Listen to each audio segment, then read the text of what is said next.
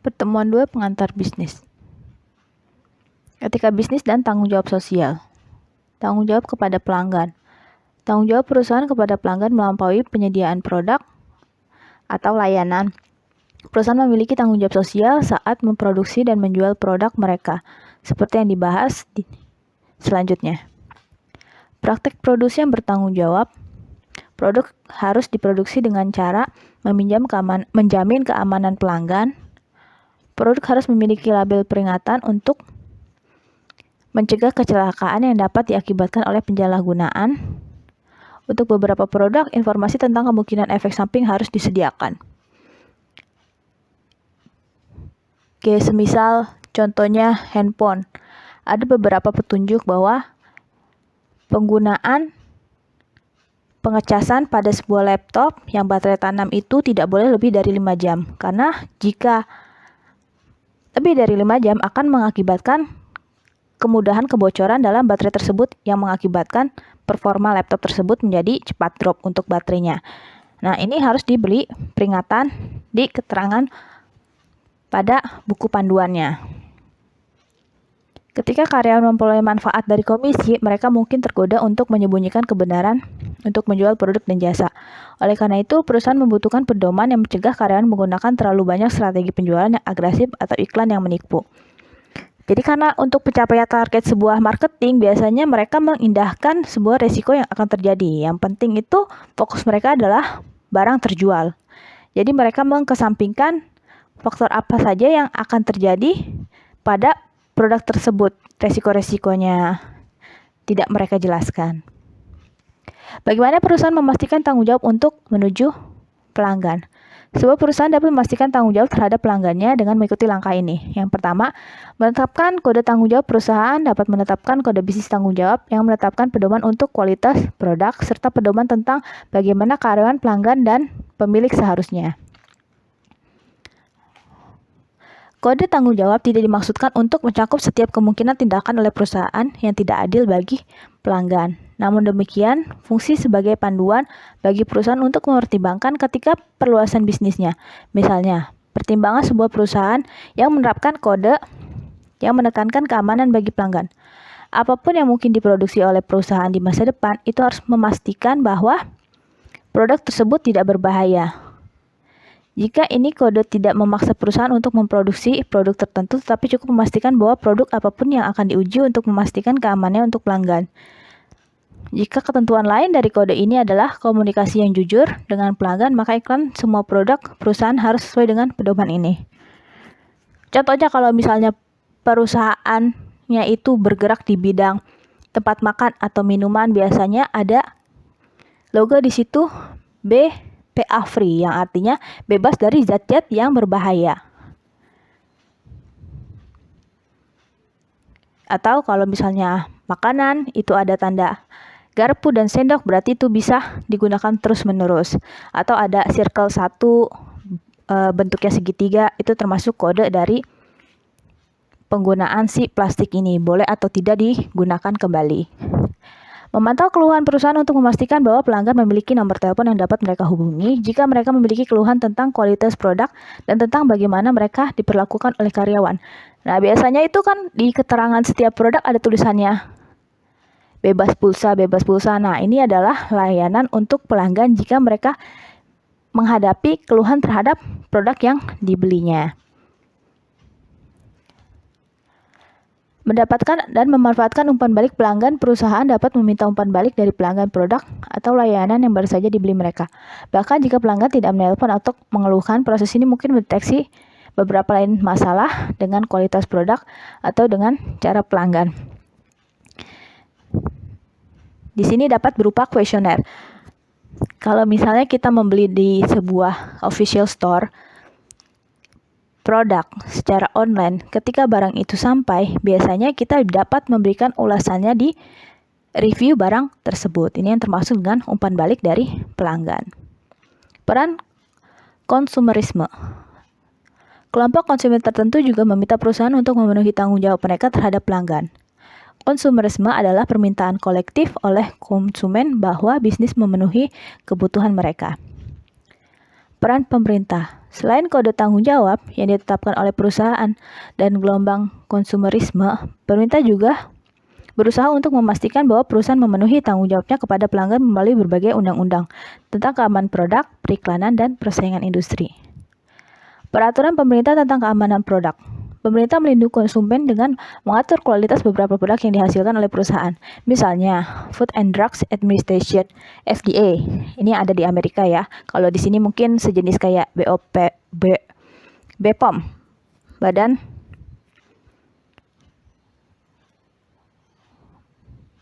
Pengawas Obat dan Makanan. Bertanggung jawab untuk menguji produk makanan yang akan menentukan apakah mereka memenuhi persyaratan tertentu.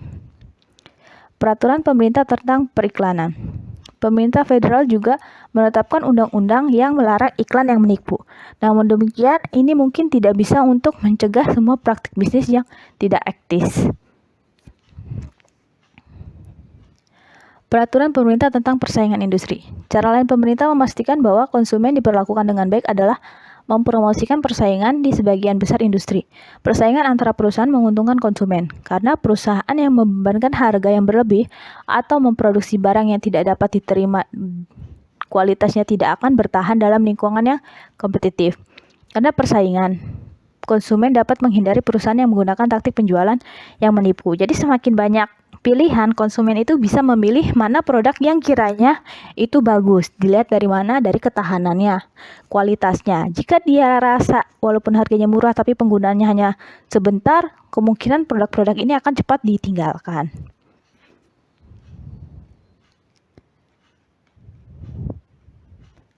Tanggung jawab kepada karyawan. Perusahaan juga memiliki tanggung jawab kepada karyawan mereka untuk memastikan keselamatan mereka. Perlakuan yang layak oleh karyawan lain dan kesempatan yang sama. Jadi semua karyawan memiliki kesempatan dan perlakuan yang sama. Dan terutama yaitu keselamatan mereka. Keselamatan karyawan. Perusahaan memastikan bahwa tempat kerja aman bagi karyawan dengan memantau proses produksi secara ketat. Beberapa tindakan pencegahan keamanan yang jelas adalah untuk memeriksa mesin dan peralatan untuk kondisi kerja yang tepat, membutuhkan kacamata keselamatan atau peralatan lainnya yang dapat mencegah cedera, dan tekanan tinggi pencegahan keselamatan khusus dalam seminar pelatihan. Jadi ada juga pelatihan untuk keselamatan kerja. Semisal yang ini kan ada tulisan kacamata keselamatan.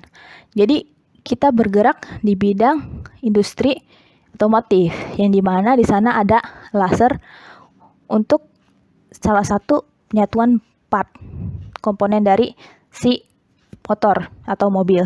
Nah, diwajibkan untuk karyawan semuanya yang terkait dengan penggunaan laser ini,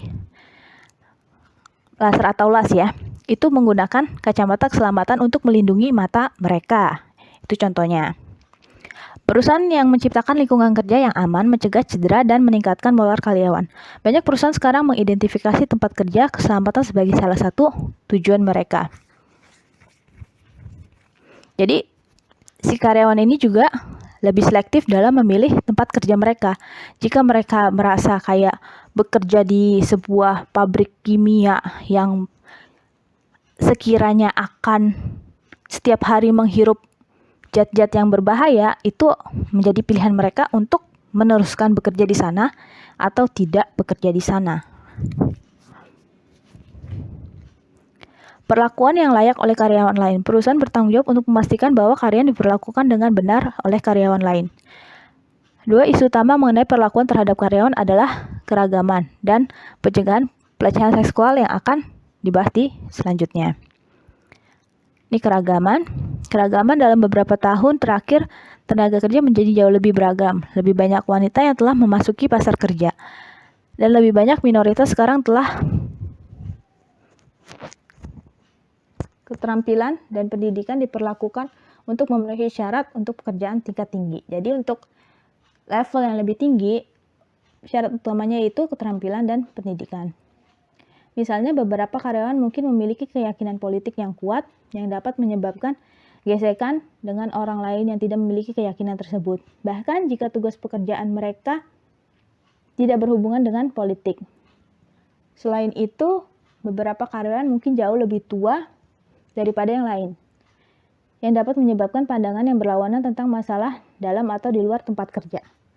Banyak perusahaan mengintegrasikan karyawan dengan berbagai latar belakang, sehingga mereka belajar untuk bekerja dengan satu sama lainnya menuju kesamaan tujuan perusahaan, bahkan jika mereka memiliki pandangan yang berbeda tentang isu-isu di luar tempat kerja. Jadi kayak misalnya politik itu juga sangat berpengaruh.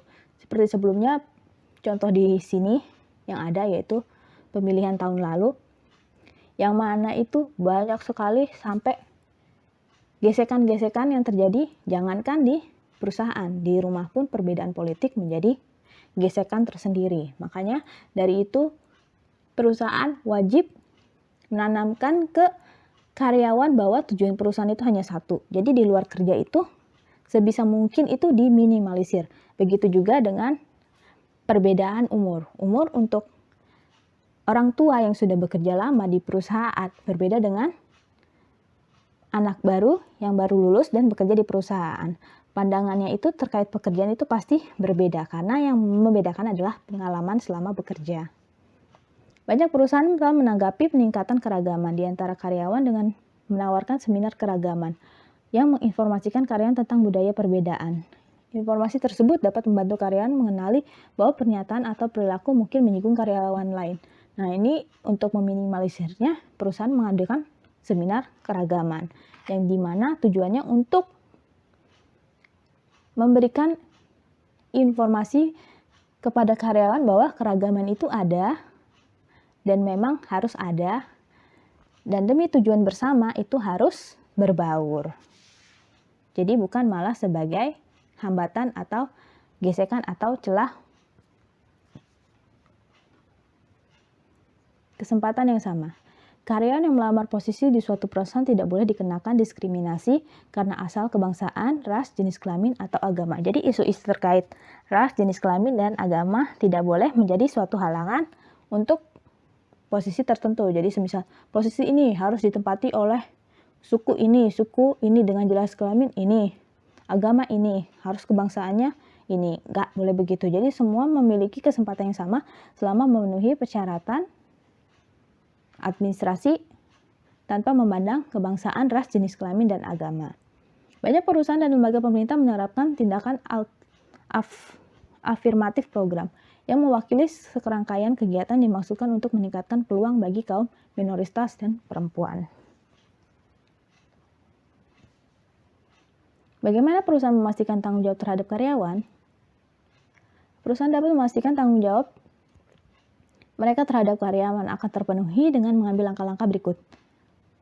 Kode tanggung jawab perusahaan terhadap karyawannya harus diungkapkan dalam kode tanggung jawabnya. Perusahaan harus menerapkan prosedur perekrutan yang memenuhi ketentuan ini. Prosedur yang dapat menentukan bahwa sebuah iklan yang menjelaskan tugas utama dari posisi pekerjaan ditempatkan di surat kabar lokal selama 2 minggu sebelum seseorang dipekerjakan. Melakukan ini akan membantu untuk memastikan bahwa orang yang paling memenuhi syarat dipekerjakan untuk kerja ini. Jadi ketika kita mempost sebuah lowongan kerja itu, di situ harus ada kayak misalnya bagian finance staff. Itu apa sih tugas-tugasnya di situ? Dia harus jelas. Nah, syaratnya apa? Harus pendidikannya S1, minimal pengalaman 2 atau 3 tahun. Nah, dari situ nanti si perusahaan bisa menseleksi kira-kira dari rekrutmen yang telah masuk ini, calon-calon karyawan yang masuk, mana yang memiliki potensi sesuai dengan persyaratan yang ada. Kebijakan pengaduan. Untuk memastikan bahwa karyawan menerima perawatan yang tepat, banyak perusahaan menetapkan kebijakan pengaduan untuk karyawan yang percaya bahwa mereka tidak diberikan kesempatan yang sama. Orang atau departemen tentu biasanya ditugaskan untuk mengatasi keluhan tersebut. Prosedur ini mirip yang digunakan untuk mengatasi keluhan pelanggan. Jadi kalau tadi ada keluhan pelanggan, sekarang juga ada keluhan karyawan yang disediakan oleh perusahaan. Sebuah contoh yang baik dari sebuah perusahaan yang telah melakukan upaya untuk menyelesaikan keluhan karyawan adalah Marriott, yang menerapkan 3 strategi. Pertama, mengatur proses mediasi di mana orang netral dari luar perusahaan sebagai mediator. Jadi dia mendatangkan orang dari luar, mungkin sejenis kayak psikolog, menilai keluhan karyawan dan menyarankan solusi. Nah, si mediator dari luar ini menilai keluhan, apa sih keluhannya, terus solusinya lebih baik begini. Mediator tidak memiliki kekuatan untuk menegakkan keputusan akhir, tetapi dapat membantu karyawan dan perusahaan menyelesaikan konflik. Kedua, Marriott menawarkan nomor bebas pulsa yang dapat dihubungi karyawan jika mereka percaya bahwa mereka menjadi sasaran diskriminasi, pelecehan, atau tidak pantas. Marriott mulai menyelidiki keluhan tersebut dalam waktu 3 hari setelah panggilan.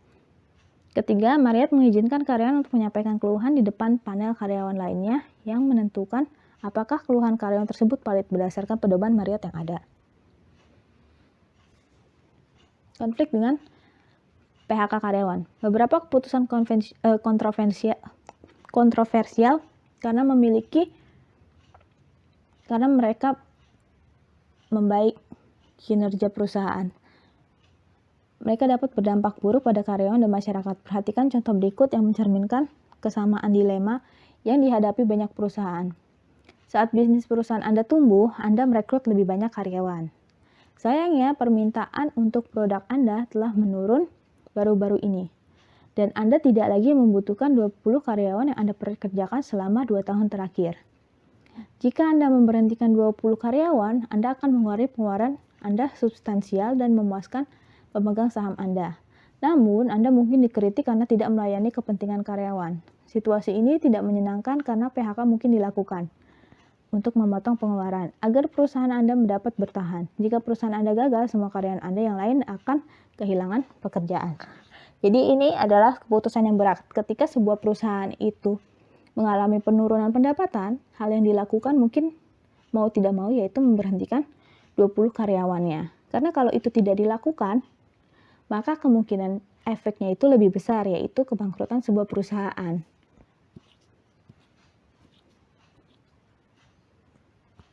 Karyawan yang memuaskan. Beberapa perusahaan melampaui tanggung jawab untuk memastikan keselamatan, perlakuan yang tetap, dan kesempatan yang sama. Perusahaan-perusahaan ini telah mengambil inisiatif untuk memastikan bahwa karyawan menikmati pekerjaan mereka. Hal ini dapat meningkatkan tingkat kepuasan kinerja karyawan dan mengurangi pergantian karyawan. Jadi ketika karyawan ini merasa puas pada posisinya, pencapaiannya, maupun gajinya, kemungkinan besar itu turnover atau perputaran karyawannya akan sangat rendah. Sehingga perusahaan tidak harus mencari karyawan baru untuk mengisi posisi yang kosong. Karena sebagian karyawannya ini menikmati pekerjaan mereka. Berikut adalah beberapa contoh inisiatif oleh perusahaan yang baru-baru ini dinilai sebagai yang terbaik untuk karyawannya. Eggman's Food Market di New York telah memberikan beasiswa kuliah untuk lebih dari 17.000 karyawan penuh waktu dan paruh waktu selama 20 tahun terakhir. Ini juga menyediakan pelatihan ekstensif untuk memastikan bahwa karyawannya memiliki pengetahuan yang mereka butuhkan untuk melakukan pekerjaan tersebut. Perputaran karyawan jauh lebih rendah daripada toko kelontong lainnya. Toko sejenis lainnya maksudnya. Station Casino di Nevada menawarkan layanan lengkap dokter gigi di tempat dan penitipan anak 24 jam untuk karyawannya. Jadi karena ada penitipan anak 24 jam, karyawan tuh tidak perlu was-was kondisi anaknya apakah sudah makan, apakah kesehatannya terjaga dengan baik, karena ada penitipan anak 24 jam. Tanggung jawab kepada pemegang saham. Perusahaan bertanggung jawab untuk memuaskan pemilik atau pemegang saham. Bagaimana perusahaan memastikan tanggung jawab? Manajer perusahaan memantau keputusan karyawan untuk memastikan bahwa mereka dibuat untuk kepentingan pemilik. Jadi harus satu tujuan, yaitu tujuan perusahaan di mana fokusnya adalah laba yang mana akan menghasilkan keuntungan untuk pemilik. Kompensasi karyawan dapat langsung terkait dengan kinerja perusahaan. Sebagai contoh, sebuah perusahaan dapat memberikan kepada manajer puncaknya beberapa saham perusahaan sebagai kompensasi parsial. Jika manajer membuat keputusan yang mengarah pada kinerja tingkat tinggi, nilai saham perusahaan harus meningkat. Dan oleh karena itu, nilai saham yang dimiliki oleh manajer itu harus meningkat. Jadi, apa sih kompensasi yang diterima si manajer ini ketika dia bisa capai target? Hitungannya seperti itu. Maka dengan cuma-cuma perusahaan memberikan saham kepada manajer ini. Dengan tujuannya apa? Ketika meningkat berarti si saham dari manajer ini juga meningkat. Itulah yang dimaksud dengan kompensasi kepada manajer tersebut, kompensasi kepada karyawan. Konflik dan upaya memastikan tanggung jawab. Meningkat kompensasi karyawan ke kinerja perusahaan dapat menyelesaikan beberapa konflik kepentingan, tetapi menciptakan yang lain. beberapa manajer puncak yang telah menerima saham kemudian melaporkan tingkat kinerja artifisial tinggi untuk perusahaan dalam periode ketika mereka ingin menjual kepemilikan saham mereka. Ini memungkinkan mereka untuk menjual saham mereka di harga yang relatif tinggi. Alih-alih meningkatkan kinerja perusahaan, manajer ini memanipulasi laporan keuangan untuk membesar-besarkan kinerja perusahaan.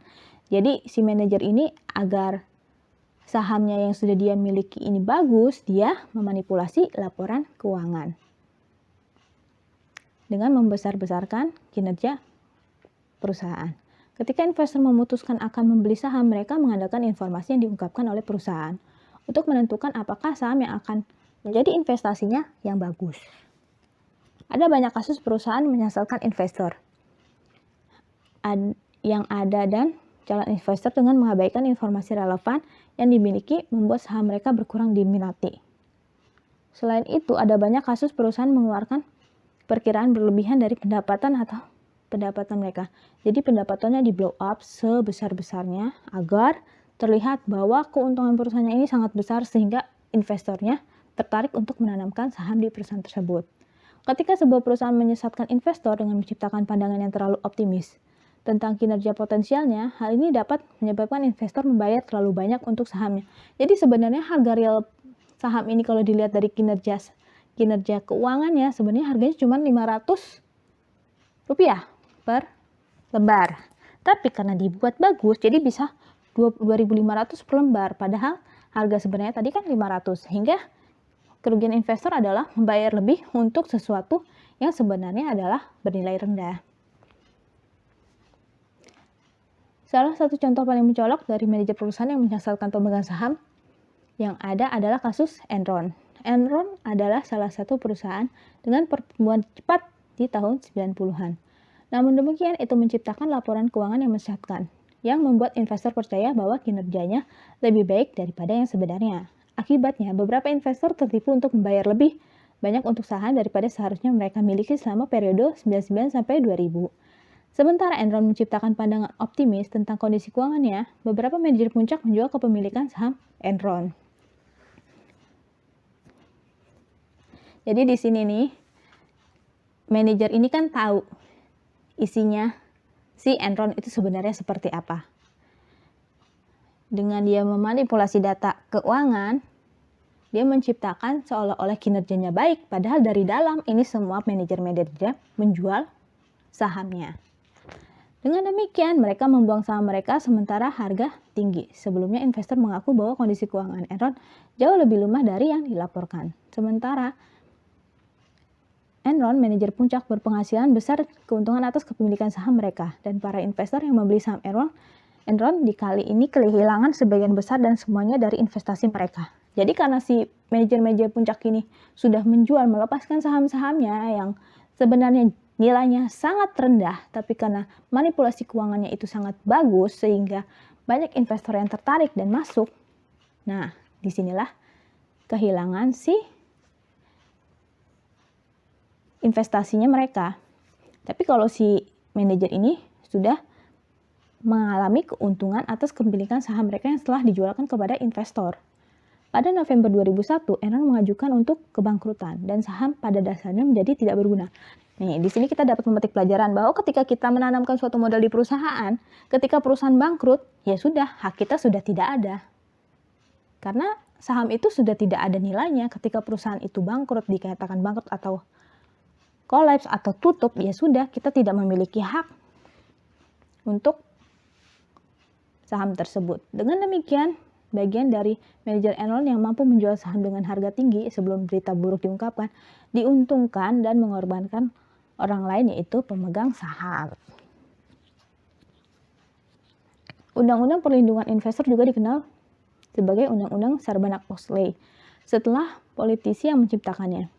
Undang-undang ini dimaksudkan untuk mendorong perusahaan publik yang diperdagangkan untuk berperilaku lebih bertanggung jawab terhadap pemegang saham mereka. Bagaimana pemegang saham memastikan tanggung jawab?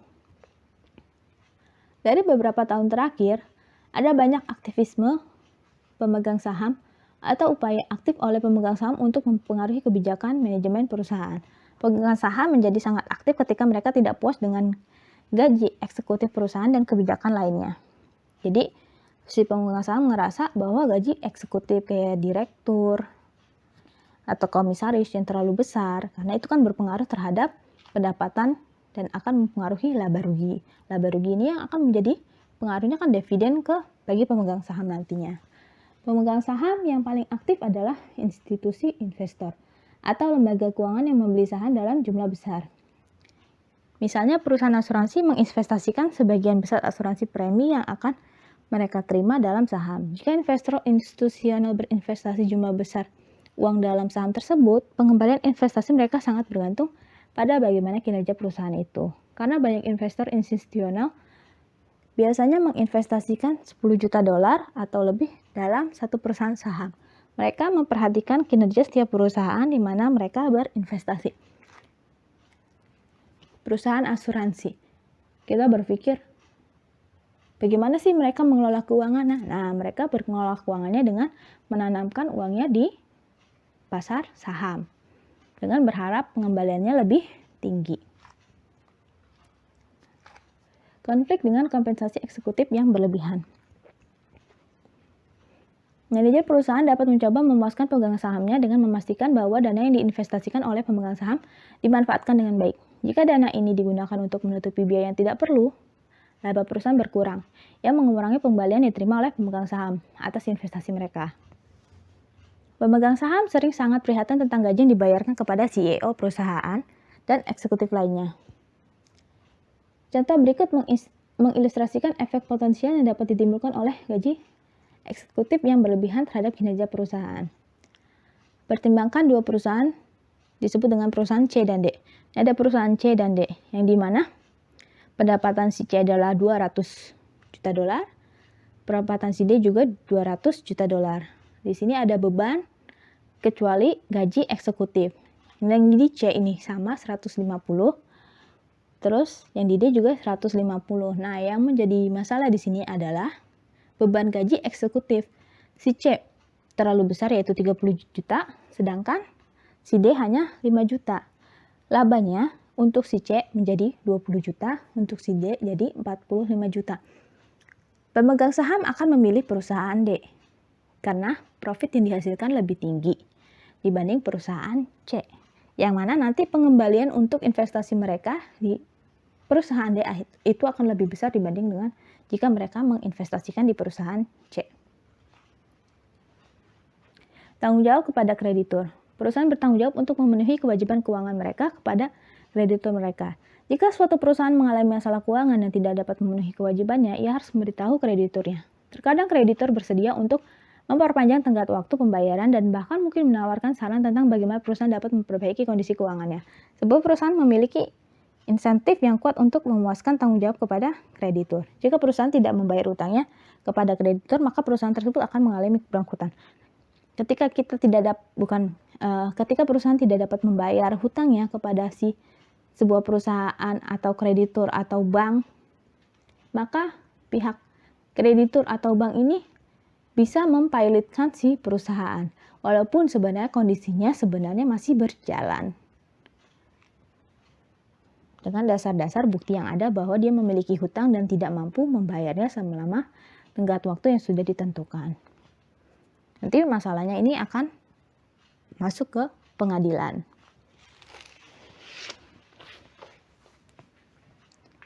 Bagaimana perusahaan melanggar tanggung jawab mereka? Beberapa perusahaan melanggar tanggung jawab mereka kepada kreditur dengan memberikan informasi yang menyesatkan. Informasi keuangan yang melebih-lebihkan kondisi keuangan mereka. Misalnya pelaporan keuangan Enron yang menyesatkan krediturnya serta pemegang sahamnya. Enron menerima beberapa pinjaman dari krediturnya yang tidak akan diterima jika kreditur mengetahui kelemahannya. Jadi gini, si Enron ini punya utang di beberapa kreditur. Karena dia mau minjam di kreditur lain, dia tidak mengungkapkan sebenarnya hutangnya itu ada di beberapa kreditur lainnya. Karena jika dia ungkapkan, berarti tidak akan ada dana segar masuk dari kreditur. Dengan meminjamkan beberapa hutang, Enron bisa mempermudah pinjaman dana. Pada akhirnya bagaimanapun, itu bangkrut karena tidak bisa menutupi pembayaran atas semua hutangnya. Banyak kreditur kehilangan ratusan juta dolar karena besarnya jumlah kredit yang mereka berikan kepada Enron yang tidak akan pernah mereka kembali. Jadi karena melihat keuangannya dengan penyembunyian data dari hutang kreditor lainnya, seolah-olah dia memiliki aset yang besar dengan modal yang besar. Padahal modal itu atau aset itu didapat dari pinjaman kreditor yang tidak diungkapkan. Karena si kreditor yang baru ini tidak tahu, karena tidak diungkapkannya si pinjaman-pinjaman kreditor lainnya, maka dia memberikan pinjaman yang lebih besar kepada Enron. Sehingga ketika Enron dinyatakan bangkrut atau kolaps, maka kreditur kehilangan ratusan juta dolar yang dipinjamkannya kepada Enron. Tanggung jawab terhadap lingkungan. Proses produksi yang digunakan perusahaan serta produk yang mereka hasilkan dapat merusak lingkungan. Pelanggaran yang paling umum untuk lingkungan dibahas selanjutnya. Bersama dengan tindakan baru-baru ini memiliki perusahaan diambil untuk memperbaikan lingkungannya. Yang pertama itu polusi udara. Beberapa proses produksi menyebabkan polusi udara yang berbahaya bagi masyarakat karena menghambat pernapasan. Misalnya produksi bahan bakar baja dan penggunaan mobil meningkat dan jumlah karbon monoksida meningkat. Karbon dioksida di udara meningkat.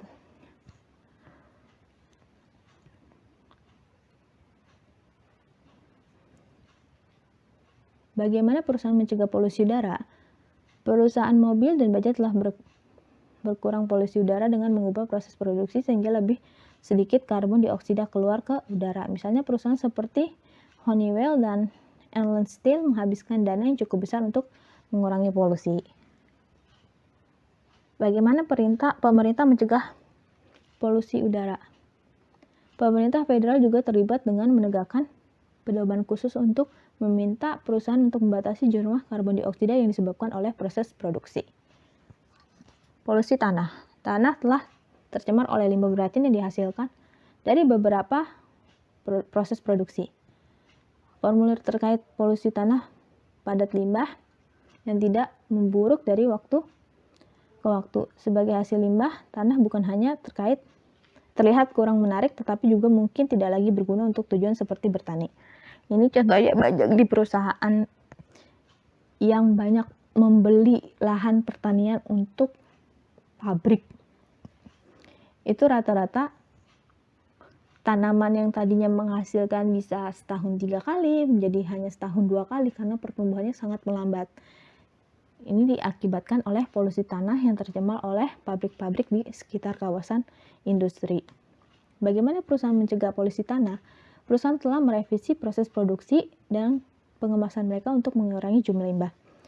Mereka sekarang simpan limbah beracun dan mengirimkannya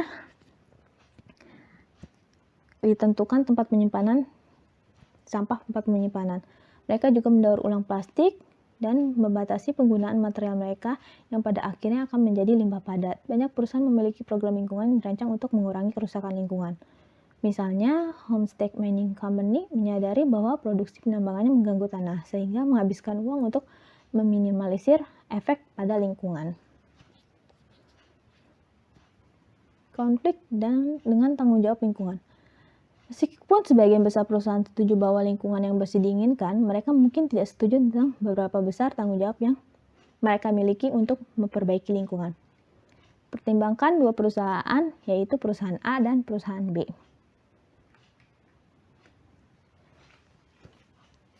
Perusahaan A bagaimanapun juga membuat upaya jauh lebih besar untuk membersihkan lingkungan, yaitu menghabiskan 10 juta, sedangkan perusahaan B hanya menghabiskan 2 juta. Keuntungan masing-masing ditunjukkan pada tampilan 25. Tampilan ini 25, di mana pendapatan perusahaan A 90 juta, B juga 90 juta, total biaya operasinya sama 80 juta, B juga 80 juta. Nah, tapi untuk beban pembersihan dari tanggung jawab lingkungannya ini, A ini adalah 10 juta, sehingga dia menghasilkan laba yang 0, dan B hanya 2 juta, sehingga menghasilkan laba 8 juta. Sebagai investor, kita akan lebih memilih perusahaan B, karena dia tetap menghasilkan laba dan meminimalisir biaya untuk penanggulangan lingkungannya. Jadi tidak all out semuanya dikeluarkan untuk penanggulangan efek dari limbah. Tanggung jawab terhadap komunitas. Ketika perusahaan membangun basis di komunitas, mereka juga bagian dari itu. dan mengandalkannya untuk pelanggan dan karyawan. Perusahaan menunjukkan kepedulian mereka terhadap masyarakat dengan sponsori acara lokal atau menyumbang ke badan amal lokal. Misalnya, SunTrust Bank, IBM, dan banyak lagi perusahaan yang telah menyumbangkan dana untuk universitas. Bagi perusahaan multinasional, komunitas adalah lingkungan internasionalnya. Banyak perusahaan yang terlibat dalam bisnis internasional yang substansial telah meningkatkan sumbangan internasional mereka. Donasi naik untuk negara asing sekarang mewakili 39% dari total donasinya. Sementara sumbangan asing IBM mewakili sekitar 30% dari totalnya. Ketika bencana tsunami melanda Indonesia dan negara-negara Asia Tenggara lainnya di Desember 2004, banyak perusahaan asing yang cepat menanggapi dengan kontribusi. Konflik dengan memaksimalkan tanggung jawab sosial. Keputusan manajer perusahaan untuk memaksimalkan tanggung jawab sosial dapat bertentangan dengan memaksimalkan nilai perusahaan. Biaya yang diperlukan untuk mencapai tujuan tersebut itu harus diteruskan kepada konsumen. Dengan demikian, upaya untuk memaksimalkan tanggung jawab kepada masyarakat dapat mengurangi kemampuan perusahaan untuk menyediakan produk dengan harga yang wajar kepada konsumen. Banyak perusahaan yang mendukung organisasi amal, mempromosikan nutrisi, pendidikan, seni pertunjukan, dan visual atau atletik amatir. Bahkan, meskipun dukungan sosial membutuhkan komitmen finansial yang cukup besar, perusahaan dapat memperoleh keuntungan dari citra yang dikirakan di mata konsumen untuk siapa yang menjual produknya. Jadi kalau misalnya kalian melihat salah satu brand yang dikeluarkan Unilever, mereknya Sahaja. Dengan membeli Sahaja, Anda berarti menyumbangkan. Nah, ini yang dimaksud dengan mempromosikan sesuatu untuk organisasi amal. Salah satu contoh terbaik dari sebuah perusahaan yang telah menunjukkan tanggung jawab sosial dengan cara juga meningkatkan kinerja adalah perusahaan Coca-Cola. Ini memperkayai 10 tahun, $60 juta sponsor Boy and Girl Club of America, donasi dana terbesar oleh sebuah perusahaan untuk penyebab spesifik. Sponsorship melibatkan beberapa acara seperti basket, turnamen golf, dan sesi membaca setelah sekolah. Nama Coca-Cola akan dipromosikan di acara tersebut dan membantu menarik pelanggan muda baru ke produknya. Jadi salah satu caranya yaitu dengan menjadi sebuah sponsor di acara event, yang mana setiap orang melihat bahwa ternyata disponsori oleh Coca-Cola. Kayak semisal kita lagi melihat sebuah pertandingan bulu tangkis, itu ada tulisannya. Yang sering kalau di Indonesia tulisannya beli-beli. Nah, itu salah satu sponsor utama mereka karena terpampang sangat besar dalam event tersebut. Sekian pertemuan kali ini. Jika ada pertanyaan langsung ke grup WhatsApp. Di sini ada tugas pertemuan 2, yaitu kalian buka di www.del.com. Setelah itu masuk ke bagian social impact. Kalian cari terkait dengan yang pertama, badan amal program masyarakat oleh perusahaan si Del ini apa sih? Nah, yang kedua menjelaskan kode etik terkait dengan integritas, kepercayaan, kejujuran, dan rasa hormat